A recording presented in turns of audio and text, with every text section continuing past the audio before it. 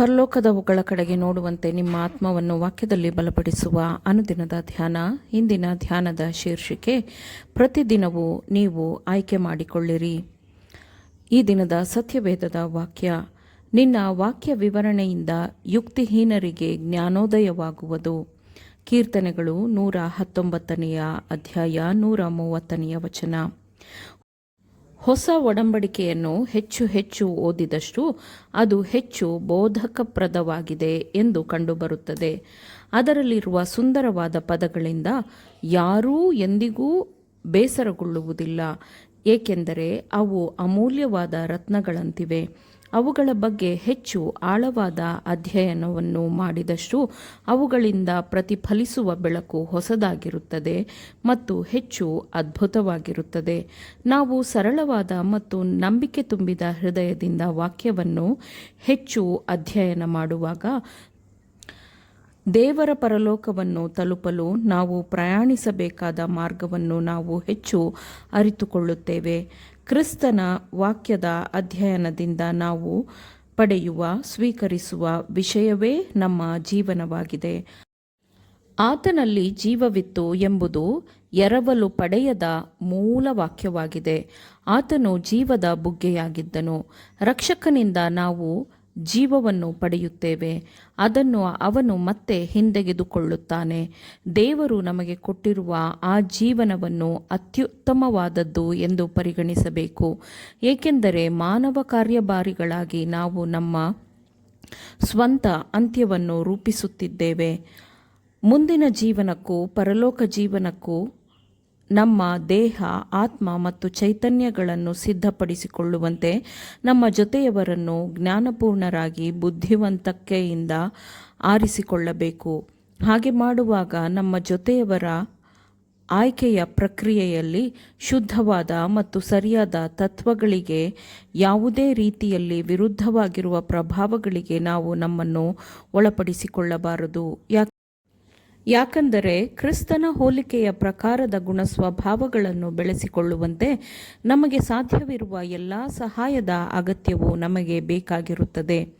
ನಾನು ಜಯ ಹೊಂದಿ ನನ್ನ ತಂದೆಯೊಡನೆ ಸಿಂಹಾಸನದಲ್ಲಿ ಕೂತುಕೊಂಡೆನು, ಹಾಗೆಯೇ ಜಯ ಹೊಂದುವವನನ್ನು ನನ್ನೊಡನೆ ಸಿಂಹಾಸನದಲ್ಲಿ ಕೂತುಕೊಳ್ಳುವಂತೆ ಮಾಡುವೆನು ಎಂದು ಕ್ರಿಸ್ತನು ಹೇಳುತ್ತಾನೆ.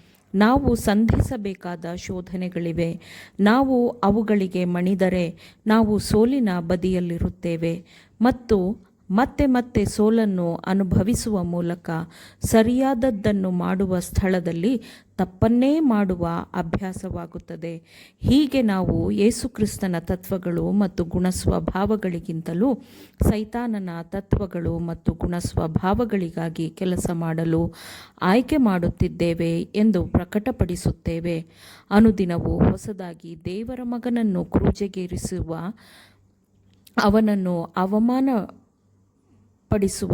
ಮತ್ತು ತಮ್ಮ ಕ್ರಿಯೆಗಳಲ್ಲೆಲ್ಲ ಕ್ರಿಸ್ತನನ್ನು ನಿರ್ಲಕ್ಷಿಸುವವರಾಗಿರುವವರನ್ನು ತನ್ನ ಪ್ರೀತಿಯ ವಸ್ತುವನ್ನಾಗಿ ಒಬ್ಬ ಕ್ರೈಸ್ತನಾದವನು ಆಯ್ಕೆ ಮಾಡಿಕೊಳ್ಳುವುದೇ ಇಲ್ಲ.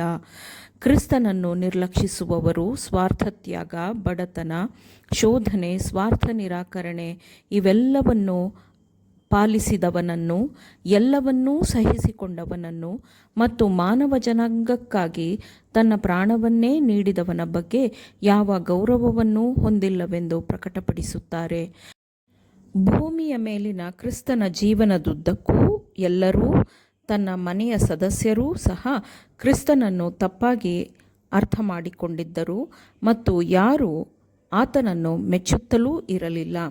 ಕ್ರಿಸ್ತನ ಸಹೋದರರಾದ ಯೋಸೇಫನ ಪುತ್ರರಿಗೆ ತಮಗಿಂತ ಭಿನ್ನವಾಗಿ ಕಾಣುವವನ ಬಗ್ಗೆ ಟೀಕಿಸುವಂತೆ ಸೈತಾನನು ನಿರಂತರವಾಗಿ ಸೂಚಿಸುತ್ತಿದ್ದನು. ಕೆಟ್ಟದ್ದಾಗಿರುವ ಪ್ರತಿಯೊಂದು ವಿಷಯಗಳನ್ನು ಕ್ರಿಸ್ತನು ನಿರಾಕರಿಸಿದನು ಮತ್ತು ಎಂದು ಬರೆದದೆ ಎಂಬ ವಾಕ್ಯಕ್ಕೆ ವಿರುದ್ಧವಾಗಿ ಸ್ವಲ್ಪವಾದರೂ ಹೋಗುವುದಕ್ಕೆ ಅವನ ಮನಸ್ಸು ಸಿದ್ಧವಿರಲಿಲ್ಲ. ಅವನು ಶಾಸ್ತ್ರಗಳನ್ನು ತನ್ನ ಹೃದಯ ಮತ್ತು ಮನಸ್ಸಿನಲ್ಲಿ ಅಮೂಲ್ಯವಾಗಿಟ್ಟುಕೊಂಡಿದ್ದನು.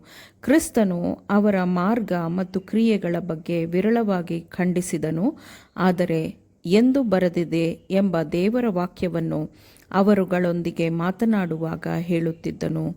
ಆಮೇನ್.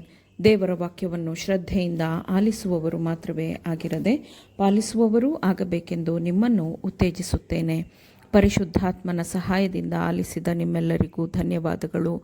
ಮತ್ತೆ ದೈನಂದಿನ ಧ್ಯಾನಕ್ಕಾಗಿ ನಾಳೆ ಸಂಧಿಸೋಣ. ಆಮೇನ್.